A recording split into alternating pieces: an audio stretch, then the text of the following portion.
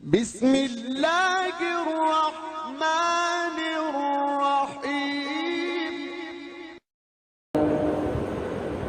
الحمد لله رب العالمين والصلاة والسلام على سيد المرسلين وعلى آله وأصحابه وذرياته وأهل بيته أجمعين أما بعد وأعوذ بالله من الشيطان الرجيم بسم الله الرحمن الرحيم يا أيها الناس كلوا مما في الأرض حلالا طيبا ولا تتبعوا خطوات الشيطان إنه لكم عدو مبين صدق الله العظيم. قال النبي صلى الله عليه وسلم طلب الحلال فريضة بعد الفريضة أو كما قال عليه الصلاة والسلام.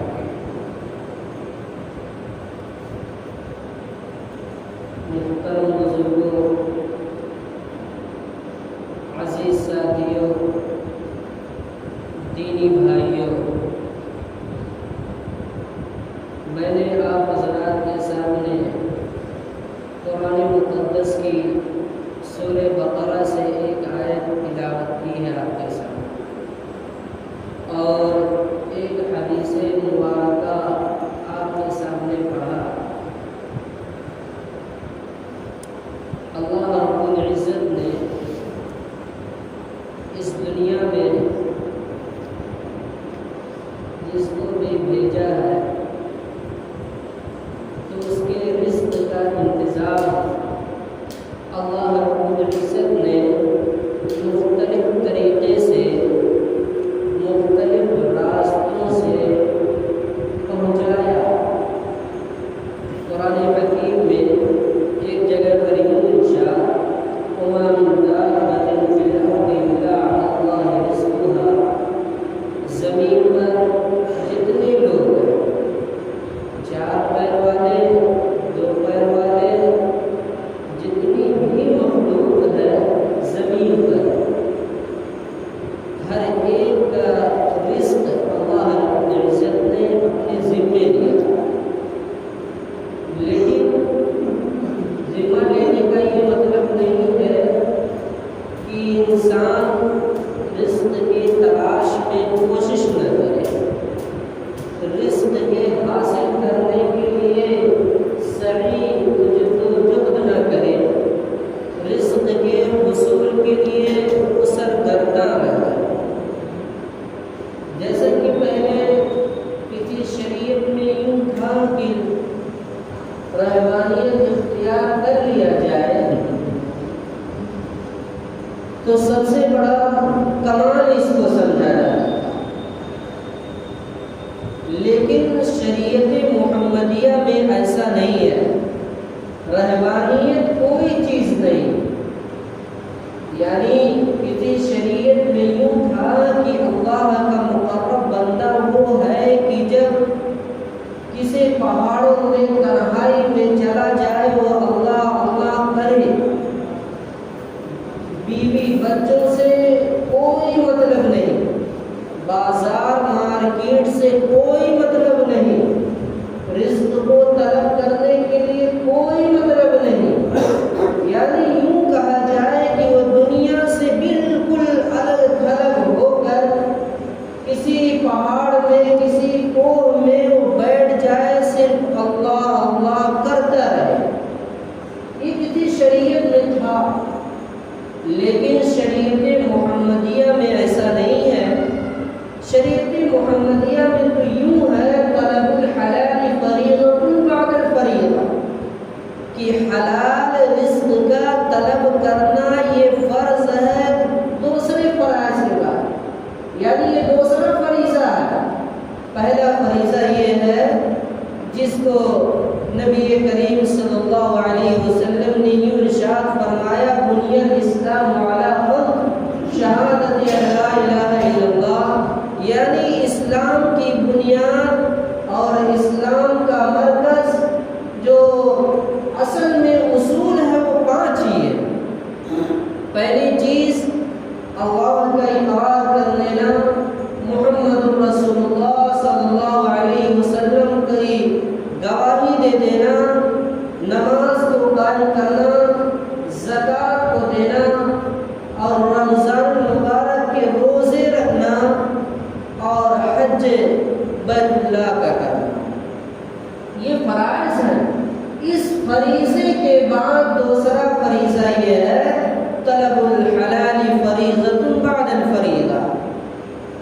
حلال رزق کی طلب میں وہ سرگردہ رہے، یہ دوسرا فریضہ ہے۔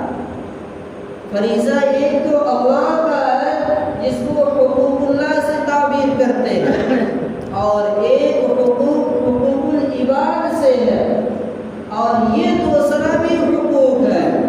اللہ رب العزت نے اس کائنات میں جس کو بھی بنایا ہے، ہر ایک کو نبی کریم صلی اللہ علیہ وسلم کے ذریعے جینے کا طریقہ، پہننے اوڑھنے کا طریقہ، زندگی گزارنے کا طریقہ اور روزی کمانے کے اصول سب کچھ بتا دیے، ارشاد فرمائے ہیں۔ یہ تمہارے لیے حلال ہے، یہ تمہارے لیے جائز ہے، یہ تمہارے لیے ناجائز ہے، وغیرہ وغیرہ۔ اس کائنات میں جتنے لوگ ہیں، ہر ایک کا رزق اللہ کے ذمے ہے، لیکن ذمے کا مطلب یہ نہیں ہے کہ ایک بندہ اس کی کوشش نہ کرے اور طلب حلال کے لیے سرگردہ نہ رہے، ہاتھ پر ہاتھ رکھ کر وہ بیٹھ جائے۔ اللہ کا ارشاد ہے وَابْتَغُوا مِنْ فَضْلِ اللَّهِ، اللہ کے فضل کو بندہ تلاش کرے۔ فضل سے مراد یہاں مفسرین رزق سے کرتے ہیں، یعنی وہ اپنا ذریعہ معاش تلاش کرے، اور سب سے پہلے کوشش یہ ہو کہ کوئی بھی کام ہو تو سب سے پہلے یہ دیکھا جائے کہ شریعت کی نگاہ میں آیا یہ کام جائز ہے یا ناجائز۔ اللہ نے جتنے لوگ اس روئے زمین پر پیدا فرمایا، کوئی بھوکا نہیں مرنے والا ہے، اور سب سے بڑی تو قدرت یہ ہے اللہ کی کہ ایک بے جان ہے جو بے زبان ہے، یعنی وہ بول نہیں سکتی اور اپنی معافی ضمیر وہ ادا نہیں کر سکتی، ساری مخلوق انسان کو چھوڑ کر کلام نہیں کر سکتی، اس کے اندر تندرستی ہے، فقر و فاقہ ہے، کسی سے بیان نہیں کر سکتی، لیکن کوئی بھوکا اس دنیا میں بھوک کی وجہ سے نہیں مرتا۔ اللہ نے اپنے ذمہ لیا، لیکن اس کا مطلب یہ نہیں ہے کہ ایک انسان اس کی کوشش نہ کرے، کوشش کرے، بھاگ دوڑ کرے، جہاں تک ہو سکے حلال روزی کی تلاش میں ہر وقت لگا۔ یہ اللہ کے فرائض کے بعد دوسرا فریضہ ہے، طلب الحلال فریضۃ، یعنی حلال کا طلب کرنا ایک فریضہ ہے بعد الفریضہ، اللہ کے فریضے کے بعد، یعنی اللہ کے جو حقوق ہے اس کو ادا کرنے کے بعد ہر مسلمان کے ذمے یہ فرض ہے کہ وہ حلال رزق تلاش کرے۔ فرض کا مطلب یہ ہوتا ہے ضروری ہے ایک دم، یہ نہیں کہ ہاتھ پہ ہاتھ رکھ کے بیٹھ جائے، جس طرح بہت آسان کام سمجھا جا رہا ہے، ایک دوسرے کے چوکٹ پہ ہاتھ پھیلایا جا رہا ہے، یہ بہت آسان اس کو سمجھا گیا اور اس کو بزنس بنا لیا گیا، جبکہ حدیث پاک میں آتا ہے کہ جو سوال کرتا ہے اور کمانے کے لائق ہے، مزدوری کرنے کے لائق ہے، اینٹا اور گارے وغیرہ اٹھانے کی اس کے اندر سکت ہے اور وہ سب کچھ کر سکتا ہے، پھر وہ بھی بھیک مانگتا ہے۔ اللہ کے نبی صلی اللہ علیہ وسلم کا ارشاد ہے کہ قیامت کے دن اس شکل میں آئے گا کہ صرف اس کے اوپر ہڈیاں رہیں گی، ہڈیے کے اوپر گوشت نہیں رہے۔ یہ بہت خطرناک ہے، لیکن اللہ کے نبی صلی اللہ علیہ وسلم نے یہ بھی فرمایا کہ اگر کوئی سائل مانگنے والا آئے، اگرچہ وہ گھوڑے پر سوار ہو کر آئے تو اس کو عنایت کرو۔ وَأَمَّا السَّائِلَ فَلَا تَنْهَرْ، یعنی مانگنے والوں کو جو مانگنے آپ کی چوکٹ پہ آ گیا ہے تو ایسا نہیں کہ آپ بہانے بازی کریے، اور ایسا بھی نہیں ہے کہ اپنا منہ بنا لیجئے، اور ایسا بھی نہیں ہے کہ آپ اس سے منہ گردانی کر کے کلام بھی نہ کریں۔ آپ کی چوکٹ پہ آیا، اگرچہ وہ گھوڑے پر بیٹھ کر آیا تو اس کو کچھ نہ کچھ عنایت کر، یہ تو نبی کا ارشاد۔ لیکن یہ بھی ہے کہ بے ضرورت اگر کوئی مانگ رہا ہے، جس کو وہ حقدار نہیں ہے، جس میں وہ طاقت اور قوت سب کچھ ہے مزدوری کرنے کے لائق ہے، پھر بھی اگر وہ مانگ رہا ہے تو جو میں نے حدیث ابھی پیچھے بتائی، نبی کریم صلی اللہ علیہ وسلم نے ارشاد فرمایا کہ قیامت کے دن اس حالت میں آئے گا کہ صرف ہڈیاں رہیں گی، اس کے جسم پر گوشت نہیں۔ اللہ کے فریضے کے بعد دوسرا فریضہ یہ ہے کہ طلب حلال کی کوشش کرے، جہاں تک ہو سکے سب سے پہلے ہی انکوائری کرے کہ آیا یہ کام میرے لیے جائز ہے یا ناجائز ہے، وہ جو ملازمت کر رہا وہ جائز ہے کہ نہیں جائز ہے۔ ایسا نہیں ہے کہ کتے کا حلال کتے کا گوشت حرام تو سمجھا جا رہا ہے، لیکن کیا حرام کے مال سے بکرے کا گوشت جائز ہو جائے گا؟ خنزیر کا گوشت حرام ہے، کتے کا گوشت حرام ہے، کھانا جائز نہیں مومن کے لیے، تو کیا ناجائز پیسے سے حرام آمدنی سے بکرے کا گوشت وہ جائز ہو جائے گا؟ قطعاً جائز ہونے والا ہے۔ جس طرح اللہ کے فریضے کے بعد یہ حق ہے ہر مومن کا، اور یہ فرض ہے کہ طلب حلال کی کوشش کرے، جہاں تک ہو سکے سب سے پہلے یہ کوشش کرے کہ میں اگرچہ مزدوری کرنا پڑے تو کروں گا، لیکن بھیک نہیں مانگوں۔ سارے انبیاء مزدوری کیے ہیں۔ نبی کریم صلی اللہ علیہ وسلم مکہ المکرمہ میں ایک پہاڑ ہے جس کا نام اجیاد ہے، اس پہاڑ پر بکریاں چرانے جاتے تھے، وہ بھی مزدوری میں۔ چند تیرات کے بدلے میں آپ صلی اللہ علیہ وسلم دوسرے کی بکریاں چرائے ہیں۔ اور ایک واقعہ بڑا مشہور ہے، حضرت خدیجہ الکبریٰ رضی اللہ تعالی عنہا کا آپ صلی اللہ علیہ وسلم نے تجارت بھی کی ہے، شام کا دو سفر کیا، ملک شام کا دو سفر کیا ہے۔ بہت سے حضرات رسالے میں پڑھے ہوں گے، دین تعلیم کے رسالے میں ایک سفر کیا ہے، دوسرا بھی سفر کیا ہے۔ اور نبی کریم صلی اللہ علیہ وسلم کی عادت شریفہ یہ ہوتی تھی کہ بچپن ہی سے کمانے کے عادی بنتے تھے، چچا کے بوجھ نہیں بنتے تھے، جب بھی ابھی چھوٹے تھے، پھر بھی وہ یہ چاہتے تھے کہ ابھی سے میں کچھ کروں تاکہ میں کسی کا بوجھ نہ بنوں۔ بوجھ بھی نہیں بننا چاہیے، جب تک ہمت ہے، قوت ہے، طاقت ہے اور کوشش اس کی جاری نہیں ہے، طلب حلال میں ہر وقت کوشاں رہے اور یہ کوشش کرے کہ جہاں سے بھی ملے سب سے پہلے مومن کی غیرت اور شان یہ ہونی چاہیے کہ سب سے پہلے جانچ اور پڑتال کرے، آئے یہ کام میرے لیے جائز ہے کہ ناجائز ہے۔ رشوت لینا حرام ہے، یہ سب کو معلوم ہے، سود لینا دینا حرام ہے، لکھنے والا بھی وہ اس میں ملوث ہے۔ بعض نہیں بلکہ اکثر کہا جائے کہ مفتیان کرام کا یہ فتویٰ ہے کہ کسی بینک کی ملازمت کسی کی مسلمان کے لیے جائز نہیں۔ کیوں؟ اس میں جو کچھ ہوتا ہے وہ حرام کی بنیاد پر ہو رہا ہے، لکھنے والا بھی اس میں ملوث ہے، یہاں تک کی بات آئے کہ کوئی اپنا کوٹا بھی بینک کے لیے نہ دے کرائے پر، کیونکہ آپ بھی اس میں تعاون کر رہے ہیں ایک قسم کا، یعنی الدعوۃ علی الخیر کفاعلی، یعنی جس طرح ایک نیکی کرنے والا نیکی کا کام کرتا ہے تو ثواب ملتا ہے، اسی طرح نیکی کی طرف بلانے والا، رغبت دلانے والا، رہنمائی کرنے والا بھی ایسا ہے جیسا کہ اس نے خود نیکی کی، اس کے الٹا بھی ایسا ہی ہے۔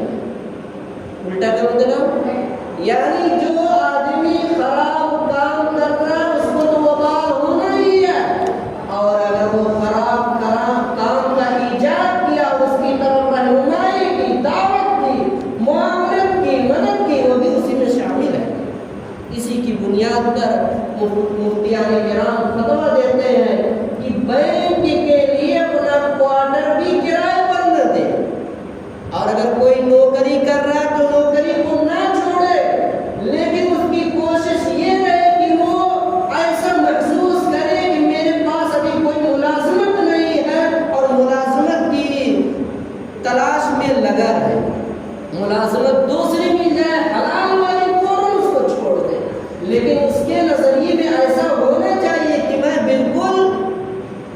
ایسا ہو بالکل خالی ہو، اس کوشش سے وہ حلال کی تلاش میں لگا رہے، ملنے کے بعد چھوڑ دے۔ طلب الحلال فریضۃ بعد الفریضہ، اللہ کے فرائض کے بعد دوسرا فریضہ بندے کے متعلق یہی ہے کہ وہ حلال رزق کی کوشش کرے، اس کے طلب میں لگا رہے، اس کے حاصل کرنے میں وہ لگا رہے۔ آیا یہ کام میرے لیے جائز ہے یا ناجائز ہے، کام ملنے کے بعد اس کے مسائل پوچھے۔ ایک صحابی رسول کا واقعہ ہے، وہ قضائے حاجت کے لیے باہر تشریف لے گئے۔ پہلے زمانے میں جس طرح آج ہمارے گھر میں بیت الخلا ہوتا ہے، اس طرح نہیں ہوتا۔ بیت مانے گھر، خلا مانے یعنی نچلا حصہ، یعنی وہاں کی جگہ ہوتی تھی جس کو گاہ کہہ لیا جائے، اس میں وہ بیٹھ جایا کرتے تھے تاکہ کوئی دکھائی نہ دے، اور اتنے دور جایا کرتے تھے جب سب لوگ ان کی نظروں سے اوجھل ہو جاتے تھے، وہاں اپنی ضرورت پوری کرتے تھے۔ ایک صحابی کا واقعہ ہے، وہ باہر تشریف لے گئے حاجت کے لیے، قضائے حاجت کے لیے تشریف لے گئے، تو بیٹھتے ہیں تو دیکھتے ایک سوراخ ہے، ایک بل ہے، اس سے ایک چوہا نکلتا ہے، زمین پر ایک دینار رکھ کے پھر اندر چلا جاتا ہے، اندر سے پھر باہر ایک دینار رکھ کے باہر جاتا ہے، پھر اندر چلا جاتا ہے۔ تو صحابی رسول کہتے ہیں میں سارا منظر دیکھ رہا ہوں، چوہا اندر سے 18 دینار باہر لائے، 18 دینار اندر سے وہ چوہا باہر لایا۔ جب صحابی رسول اپنی ضرورت سے فارغ ہو گئے قضائے حاجت سے، وہ سارے دینار اٹھا لیتے ہیں۔ اٹھانے کے بعد ان کا یہ معمول تھا، جب بھی کوئی نیا معاملہ، نیا کیس ان کی نگاہوں میں آتا تھا، مشاہدہ ہوتا تھا، تو سب سے پہلے دربار رسالت میں پہنچتے۔ تو صحابی رسول سارے دینار سمیٹ لیتے ہیں، سمیٹنے کے بعد وہ آتے ہیں، فوراً دربار رسالت میں تشریف لے گئے۔ سارا قصہ نبی کریم صلی اللہ علیہ وسلم کو صحابی رسول سناتے ہیں کہ اللہ کے رسول، میں قضائے حاجت کے لیے باہر گیا تھا، ایسا ایسا ہوا، تو آیا یہ دینار میرے لیے جائز ہے یا ناجائز؟ یہ دینار میرے لیے جائز ہے یا ناجائز ہے؟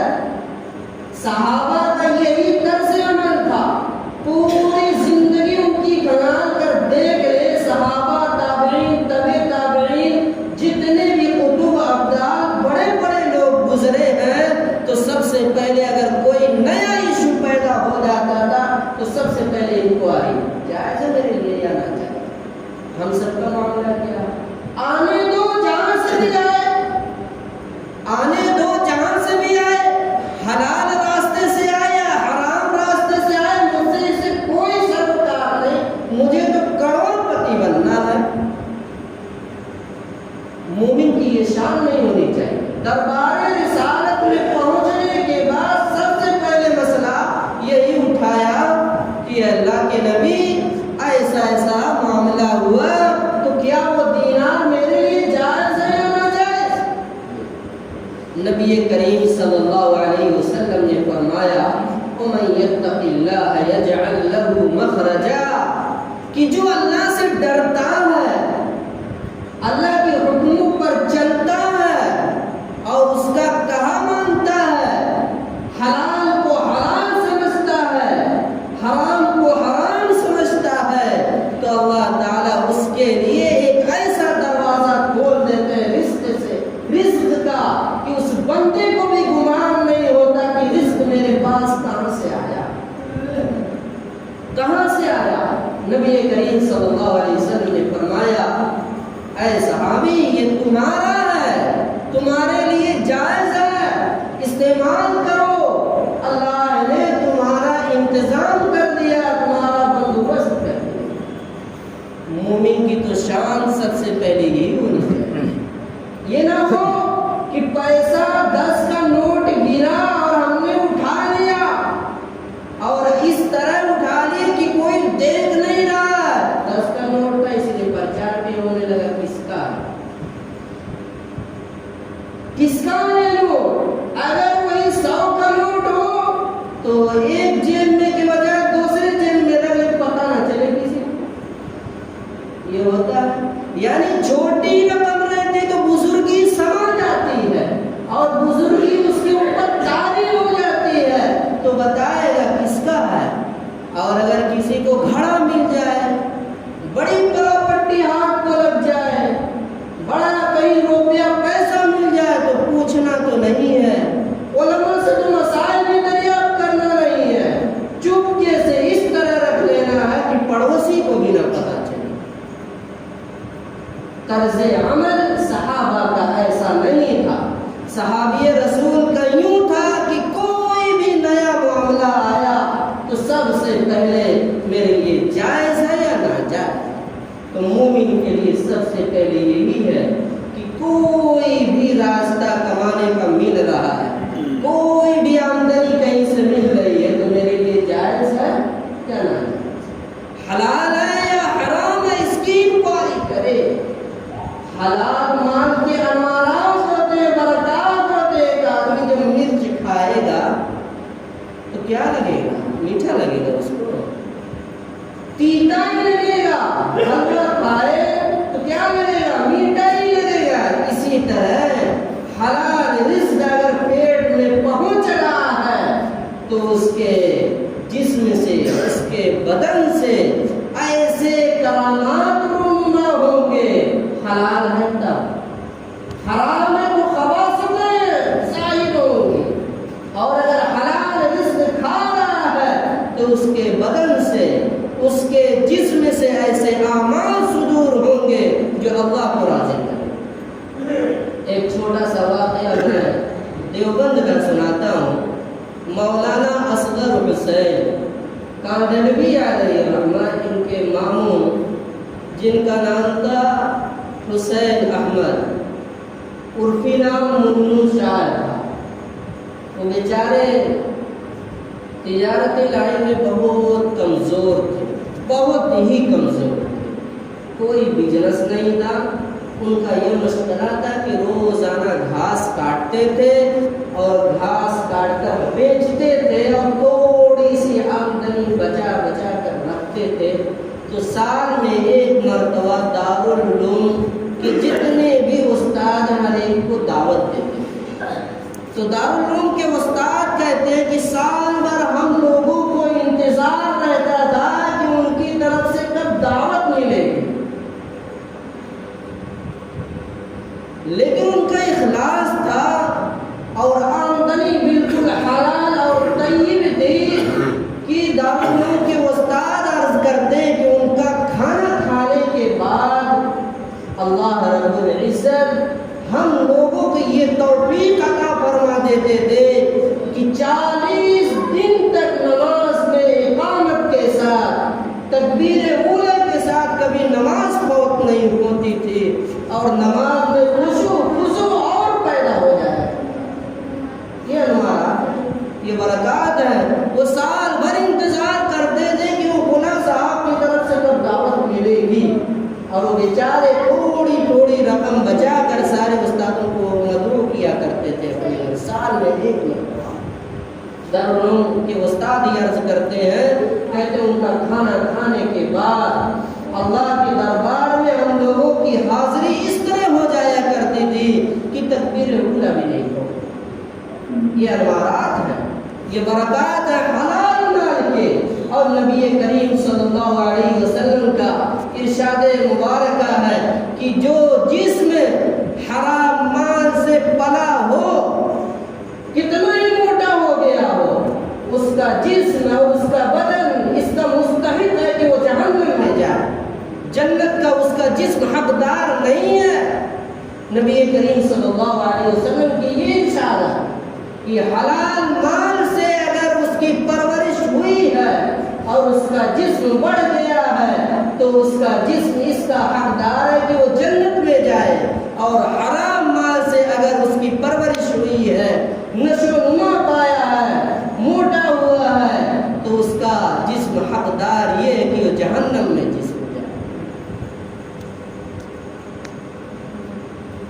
مومن کی غیرت یہی ہونی چاہیے کہ سب سے پہلے جو بھی بزنس کر رہا ہے تو سب سے پہلے یہ دیکھے میرے لیے حلال ہے یا حرام۔ پیچھے میں نے عرض کیا خنزیر کے گوشت کو تو حرام سمجھا اور کتے کے گوشت کو تو حرام سمجھا، لیکن حرام مال سے بکرے کے گوشت کو حلال سمجھ رہا جبکہ حلال ہے نہیں۔ اور کوئی آدمی جب کہیں تجارت کر رہا ہے تو یوں سمجھ رہا ہے کہ حلال خالی حرام سود ہی ہے، حرام بھلا ہے، کیا اس کو معلوم نہیں کہ اگر مزدوری 6 گھنٹے کی ہے، 5 گھنٹے کر رہا ہے، 1 گھنٹے جب شراکے میں اڑا رہا ہے اور پڑیا کھانے میں 1 گھنٹے ضائع کر رہا ہے، تو کیا یہ حلال ہے یا حرام؟ جس کی آپ کو پگار مل رہی ہے، جس کی آپ کو تنخواہ مل رہی ہے، اس نے آپ کو خرید رکھا 6 گھنٹوں کے لیے، 8 گھنٹوں کے لیے، تو آپ کا مال وہ کب حلال ہوگا؟ جب آپ اتنے گھنٹے ڈیوٹی کریں گے اور اگر آنا کائی کر رہے ہیں اور کٹوتی کر رہے ہیں، کام میں چوری کر رہے ہیں، تو سمجھیے کہ اتنی آمدنی جتنی حلال کی تھی وہی حلال ہوئی اور باقی تو حرام ہی ہونا۔ مومن کی شان یہ ہونی چاہیے، مومن کا طریقہ کار یہی ہونا چاہیے کہ اللہ کے فریضے کے بعد دوسرا جو فریضہ ہے اس کی طلب میں لگا رہے، جائز ہے میرے لیے یا ناجائز ہے، اس کی ہر وقت کوشش کرے کہ یہ کپڑا میرے لیے حلال ہے یا کھانا کپڑا، یہ جتنی بھی چیزیں ہیں۔ حدیث پاک میں آتا ہے کہ ایک بندہ خانہ کعبہ میں مجنوں کی طرح بال بھی پرا گندے ہیں، کپڑے بھی گندے ہیں، پوری لجاجت کے ساتھ، پوری جی حضوری کے ساتھ اللہ کے دربار میں دعا کر رہا ہے، لیکن دعا قبول نہیں ہونا، دعا قبول نہیں ہونا ہے۔ نبی کریم صلی اللہ علیہ وسلم نے فرمایا جب اس کا کھانا حلال نہیں ہے، کھانا حرام ہے، پہننا حرام ہے، تو کتنا ہی لجاجت کے ساتھ خانہ کعبہ میں آگے کہتا ہوں خانہ کعبہ میں نہیں، خانہ کعبہ کے اندر بیٹھ کے دعا کرے تو قبول نہیں ہوگا۔ مستجاب الدعوہ بننے کے لیے یعنی دعا کو قبول کروانے کے لیے سب سے پہلے ضروری ہے کہ جو پیٹ میں غذا جائے وہ حلال ہو، جو کپڑا پہننا ہے بدن پر وہ حلال ہو، اس کے بعد دعا قبول ہو۔ کوئی کتنا ہی لجاجت کے ساتھ جی حضوری کے ساتھ گڑ گڑائے کھانا حلال نہیں، پینا حلال نہیں، پہننا حرام ہے، سب کچھ حرام ہی حرام ہے، تو کتنا ہی لجاجت کے ساتھ وہ دعا کرے، اللہ کے دربار میں اس کی دعا قبول نہیں۔ ہم سب کی کوشش ہو طلب الحلال فریضۃ بعد الفریضہ کہ اللہ کے فرائض کو ادا کرنے کے بعد دوسرا فریضہ ہم سب کے ذمے ہے، ضروری ہے، فرض ہے کہ ہم طلب حلال کی کوشش کریں۔ ہمارے لیے کام جائز ہے یا ناجائز ہے، ہر وقت کوشش میں یہی لگے رہے کہ جہاں تک ہو سکے ہمارے پیٹ میں ایک بھی دانہ بھی حرام کا نہ جائے۔ اللہ رب العزت سے دعا فرمائے کہ اللہ رب العزت ہم سب کو کہنے اور سننے سے زیادہ عمل کرنے کی توفیق عطا فرمائے۔ آمین۔ وآخر دعوانا الحمدللہ۔